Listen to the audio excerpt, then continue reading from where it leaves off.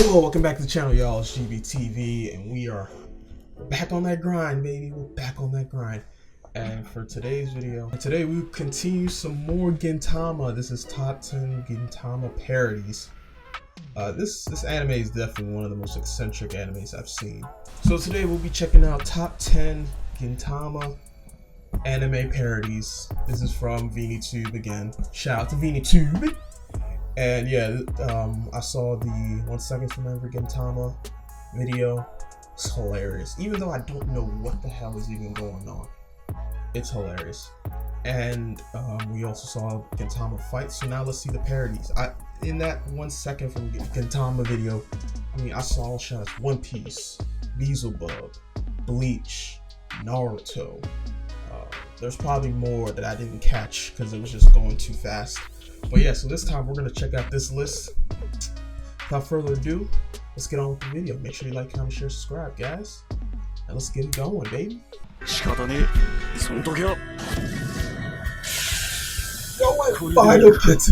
you know that Will Smith shows up in Gintama? Really? This isn't a question meant to pique your interest in this anime based on Hideaki Sorachi's manga. Far from it, because even if you're not a fan of the series, you probably know by now that nothing about Gintama, no matter how outrageous, should faze you. And you probably also know that one of its specialties is parodies. Nobody does a parody the way Gintama does. No person, place, event, film, TV show, anime, cultural icon even can escape its insatiable appetite for satire, caricature, and mockery. Not even one of Hollywood's biggest stars. And while they say imitation is the sincerest form of flattery, I'm pretty sure Gintama's doing it just for the laughs. Nothing wrong with that though, hey? By now you probably know what today's video is all about. So without further ado, let's get on with it. Here are the top 10 parodies in Gintama. Frieza.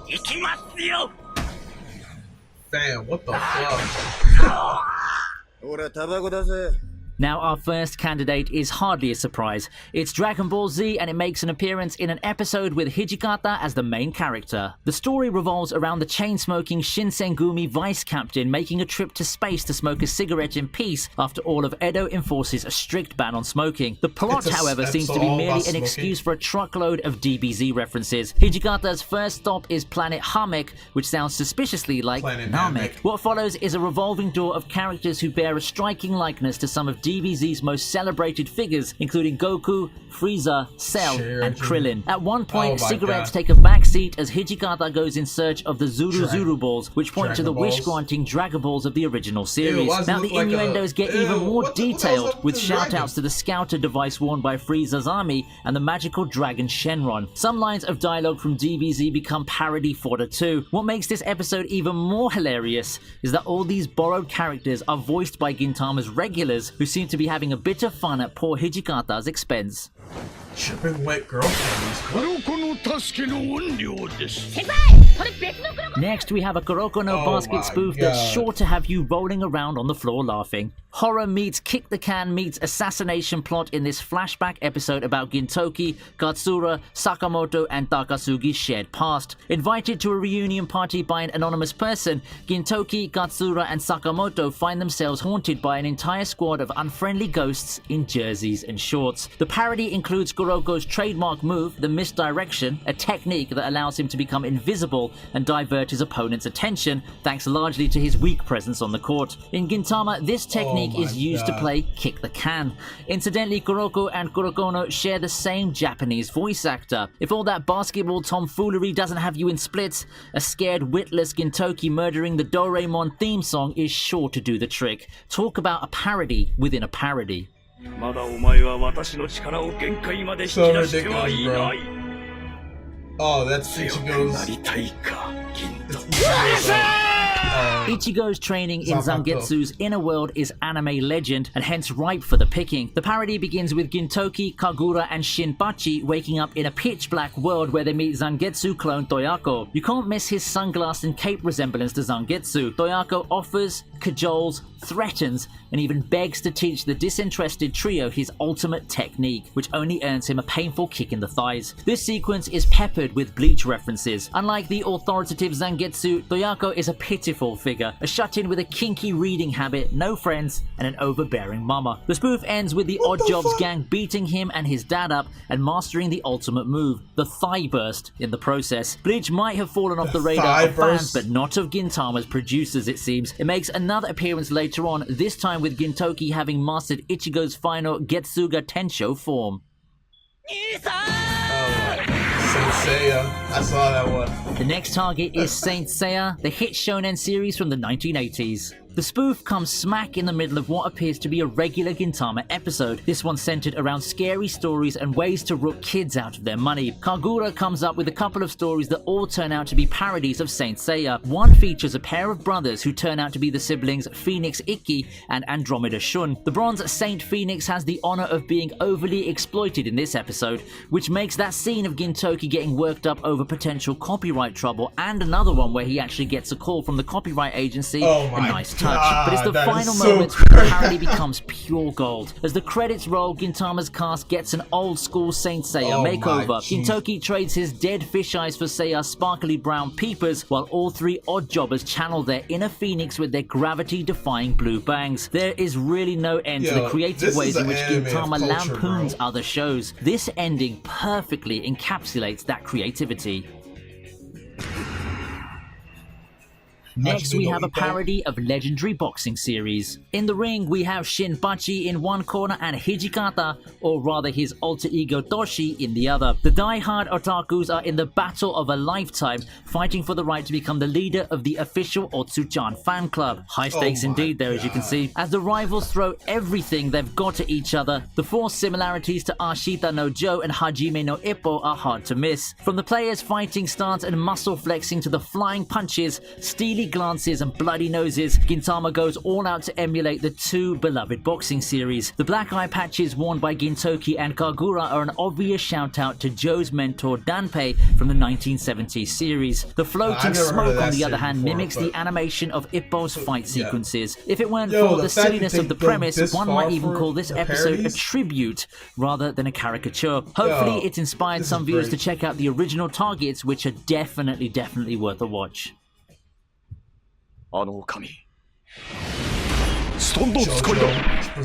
next anime to get the Gintama treatment is JoJo's Bizarre Adventure. This isn't just one episode we're talking about, but an entire arc that's a good 4 episodes long. Gintoki and the gang find themselves at a mountain ryokan or inn for a hot spring break. Unfortunately for the cowardly Gintoki, the inn is haunted, not by ghosts, but by stands, and he's being roped in by the innkeeper Oiwa to serve these special guests. Oiwa incidentally has a stand. You might have guessed by now that the ghostly stands here are no different than the stands that serve as physical manifestations of power in JoJo's universe. A very obvious reference is a clone of Jotaro Kujo's Stand Star Platinum. Oiwa's rush attack is also typical of JoJo's action sequences.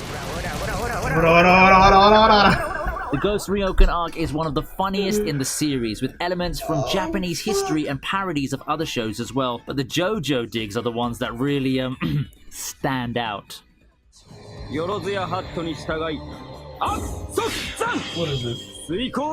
On to number 4 now, and it's a double parody once again. This time of Rurouni Kenshin and Fist of the North Star. Soul switches are one of the most common tropes in anime, and Gintama's no different. In episode 287, Gintoki and Hijikata survive a road accident but have their souls switched. The result is mayhem, with an authoritarian taking charge of the Yorozuya and a slacker in command of the Shinsengumi. In the chaos that ensues, Shinbachi appears in a blue haori and slick back hair. His look and peculiar sword stance are a play on Hajime Saito, a character in Rurouni Kenshin who happens to be the captain of the Shinsengumi. The blue haori too is inspired by the Shinsengumi's uniform in the old series. Meanwhile, the Shinsengumi's new look in the parody borrows heavily from Fist of the North Star, from their biker gang concept to their purple mohawks. Incidentally, this isn't the martial arts anime's first brush with Gintama's parody machine. Go back 100 episodes and you'll see a shot-for-shot remake of Fist of the North Star's opening.